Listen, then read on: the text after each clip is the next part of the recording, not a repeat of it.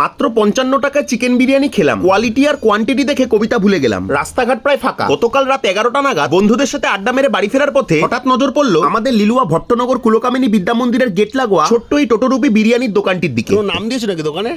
একটু আলাদা। একটু আলাদা। আচ্ছা, কটা থেকে কটা অবধি বসো বিকালে? সন্ধ্যা 7টার থেকে হ্যাঁ। 10টা 10:30 যা যতক্ষণ মাল থাকবে ততক্ষণ। আরে এত কম 55 টাকা রেখেছো দাম?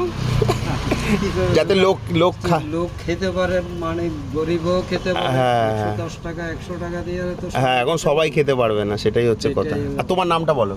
আমার নাম অজিত। না না, খুব ভালো লাগলো। 55 টাকায় কেউ করে না। মানে আমাদের লিলুয়া বেলুর বালি এই চত্বরে কেউ করে না। যাই হোক, নিয়ে চলে এলাম বাড়ি, চালিয়ে আমার গাড়ি, আর এক্সাইটমেন্টে প্যাকেট খুলে প্লেটে ঢেলে ফেললাম তাড়াতাড়ি। চালটা কিন্তু বাসমতি, কোয়ান্টিটিও বেশ ভালো, না মিথ্যে কথা বলছি না। ভালো করে যাতে দেখতে পাও তাই জ্বালিয়ে দিয়েছি ফ্ল্যাশের আলো। আলু আর চিকেন দিয়ে প্রথম বাইটটা নিলাম, খেতেও কিন্তু বেশ ভালো। হ্যাঁ জানি চিকেনের সাইজটা একটু ছোট। 55 টাকায় যদি 100-150 গ্রামের পিস চাও তাহলে এখান থেকে ফটো। হাতে হারিকেন নিয়ে ছোট। বাই।